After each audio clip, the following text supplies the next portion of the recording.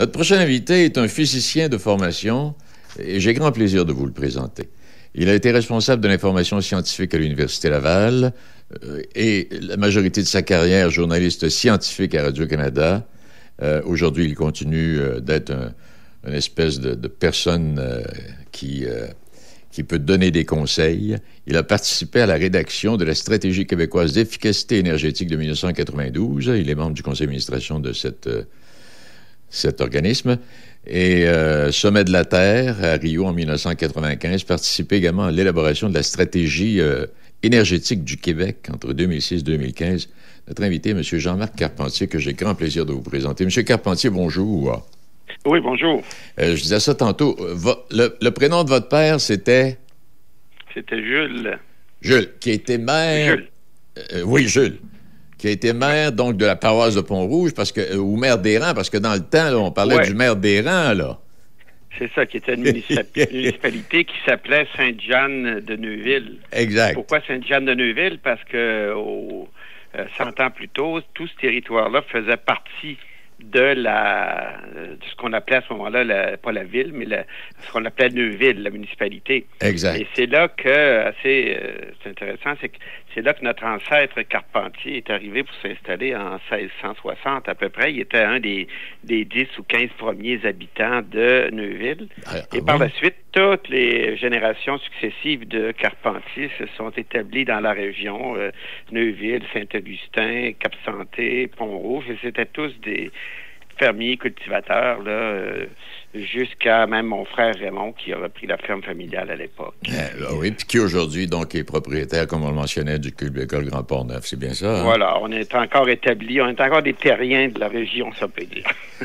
C'est une belle histoire. Et comme je mentionnais en début d'émission, même si la pandémie perturbe le parcours universitaire des étudiants de la région de Port-Neuf, entre autres, ça n'a pas eu d'impact sur le programme de bourse d'aide à la réussite, Jean-Marc Carpentier. Non, ça n'a pas d'impact non plus sur les activités de l'université. Ça a de l'impact, évidemment, mais les activités de l'Université Laval continuent à peu près normalement, à distance très souvent, mais les cours sont donnés et les gens s'inscrivent et ça avance. J'ai parlé longuement avec la rectrice de l'université il y a à peine 3 semaines et puis elle nous disait que c'est important de continuer, puis les facultés fonctionnent normalement et le programme de bourse, évidemment, qu'on a mis sur pied pour encourager les étudiants de la région de Port-Neuf fonctionne bien et puis c'est même d'ici quelques jours qu'il faut remettre les candidatures pour aller se mériter ces bourses-là. En plein ça. Et à qui ça s'adresse particulièrement, Jean-Marc? Des étudiants de Port-Neuf? Nous, ce que j'ai essayé de faire avec ce programme-là, c'est d'encourager, évidemment, les gens de la région d'abord, mais aussi de les encourager à étudier dans les secteurs qui ont été importants pour moi, pour ma famille. Ça veut dire les sciences. Nous, chez nous, mes frères et sœurs, on est 7 à être diplômés de l'Université Laval. Et puis, on étudie en sciences. Il y a des ingénieurs là-dedans. Il y a toutes sortes. Et donc, pour moi, la science, évidemment, c'est une discipline très importante. Donc, il y a 3 de ces bourses-là qui sont données pour des étudiants qui s'inscrivent à la Faculté des sciences.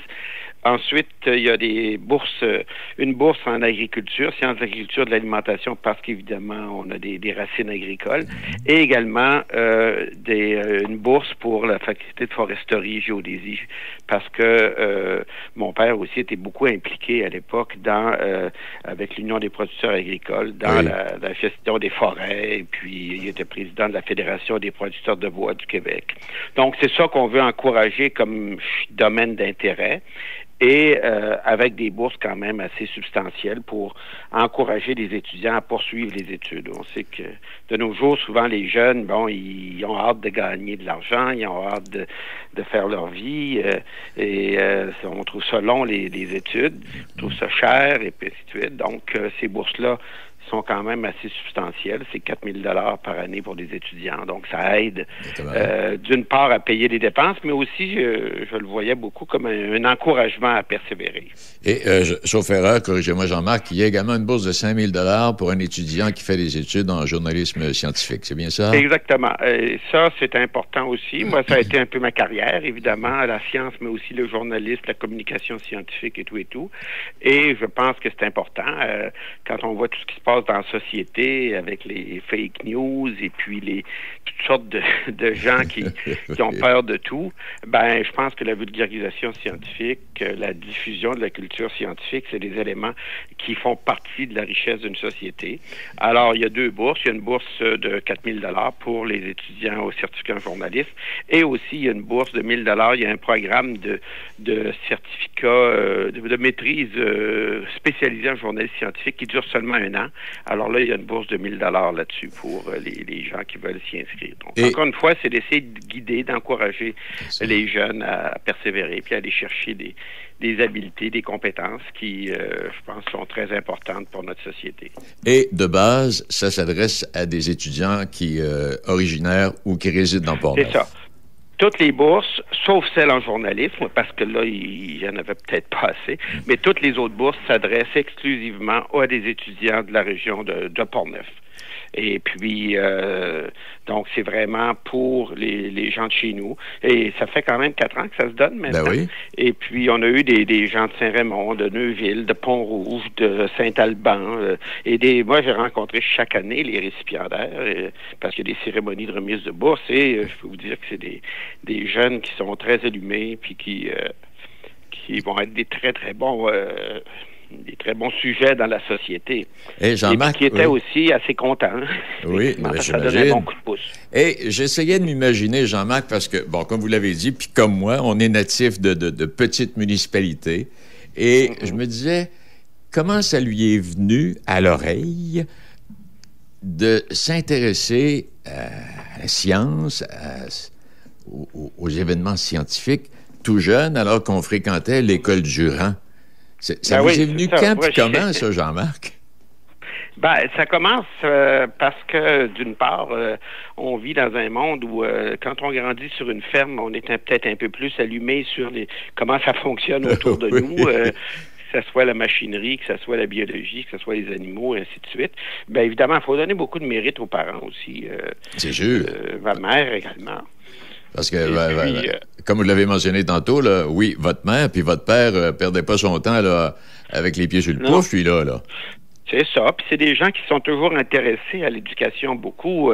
Mon père a été commissaire d'école. Ma mère a enseigné à l'école Durand pendant 7 à 8 ans. Avant de se marier, c'était pendant la guerre à ce moment-là. Mm-hmm. Et puis, à la fin, quand mon père est décédé assez jeune, ma mère est retournée aux études et est retournée comme étudiante à temps plein à l'Université Laval. Puis elle a fait un baccalauréat en théologie qu'elle a obtenu à 70 ans. Mais c'est extraordinaire, ce que tu racontes là. C'est une belle histoire. C'est une belle histoire en démon. C'est ça. Fait que moi, je me suis dit, il y a quand même une persévérance de tout ce monde-là. Et puis, dans notre milieu, c'est des gens qui étaient très, très au service du milieu aussi. Mon père, ma mère, c'est du monde qui se sont impliqués. Alors, c'est de continuer dans le même esprit. Et ce que vous avez reçu dernièrement, et corrigez-moi, vous êtes maintenant grand officier du cercle de la rectrice, c'est bien ça? Oui, c'est ça. Ça va avec la grosseur du chèque qu'on fait, évidemment. J'exagère, je caricature. Mais j'ai toujours été beaucoup impliqué à l'Université Laval. Ça a été le premier endroit où j'ai travaillé aussi. C'est là que j'ai commencé à faire de la radio à CKRL-FM. Après ça, j'ai été un des fondateurs du FM 93. J'ai travaillé aux communications de l'Université Laval. Après ça, je suis allé à Radio-Canada. Donc, pour moi, c'est quand même beaucoup mes racines. Et puis, pour l'université, c'est un moyen aussi de marquer un peu la contribution des gens là, qui aident l'université. Hey, Jean-Marc, je ne sais pas si on va sortir du contexte. J'avais dit, vous voyez, une petite couple de petites questions, parce qu'on parle dans tout ce que vous avez fait. Et si je vous disais, est-ce que le Québec au niveau de la santé énergétique du Québec, est-ce qu'on est en santé au Québec, énergétiquement parlant? Oui, on est même, pour utiliser une expression un peu, on est vraiment gros dur. Oui. Dans le sens, moi, j'ai écrit beaucoup d'articles, de livres sur l'énergie. C'est moi qui a fait aussi la Cité de l'énergie de Shawinigan, tous les contenus, les thématiques, tout ça. Au Québec, on a une chance inouïe d'avoir de l'énergie, d'une part, en quantité, et d'avoir de l'énergie renouvelable, et d'avoir de l'énergie propre. Alors, puis je pense qu'on l'utilise assez bien. On est dans un des rares endroits au monde où la moitié de notre bilan énergétique, c'est de l'énergie renouvelable. Oui. Alors, donc, on a des très, très bons actifs en énergie qu'on essaie, je pense, de gérer assez bien, de valoriser, et qui vont avoir une valeur de plus en plus grande avec le temps qui passe, avec les enjeux de changement climatique, avec tout ça. Oui, Donc, on est bien installé pour avoir un avenir énergétique quand même très intéressant. Et si je parle de gaz à effet de serre, on en parle beaucoup. Est-ce qu'on en parle? Est-ce que c'est... Quand je dis, là, on en parle sérieusement ou ça, on fait juste en parler, Jean-Marc? Ben, d'abord, je pense il faut que les gens soient conscients de la problématique. Moi, j'ai été peut-être un des premiers à faire des reportages là-dessus, il y a 35 ans, à Radio-Canada. Il faut que les gens prennent conscience qu'il y a un problème, qu'il y a un risque. Bon, c'est pas la fin du monde demain matin. Non. Il faut pas être alarmiste en disant, bon, ben là, on s'écrase dans notre coin en attendant que le monde s'écroule. Mais en même temps, il faut être conscient qu'il y a un enjeu à long terme, un peu comme la pollution à l'époque. On a parlé beaucoup des pluies acides, on a parlé de toutes sortes de problèmes comme ça. Ben, il faut prendre conscience des problèmes, puis après ça, il y a des choix qui s'imposent. Puis ça ne veut pas dire qu'on abandonne le pétrole demain matin. Absolument ça veut dire qu'on non. a des voitures qui sont 2 fois plus efficaces, qu'on a des usines qui sont 2 fois plus efficaces, et ainsi de suite. Puis ça va aller dans le bon sens. M. Carpentier, merci infiniment de votre générosité. Ben merci bien. Ça nous rappelle l'époque où on allait à l'école ensemble. ça nous rajeunit un peu. Mutuellement, en tout cas. Exact. Merci infiniment, puis bonne santé à vous. Grand plaisir. Merci bien à vous-même, puis bonjour à nos amis de la région de Portneuf. Merci beaucoup, M. Jean-Marc Carpentier, donc ce scientifique que vous connaissez mieux maintenant. Parce que sa carrière, il a passé loin d'ici. Tu n'étais pas scientifique à Pont-Rouge, là, dans le temps. Là. Alors, on a fait un peu en même temps le tour là, de ce qu'a été sa carrière.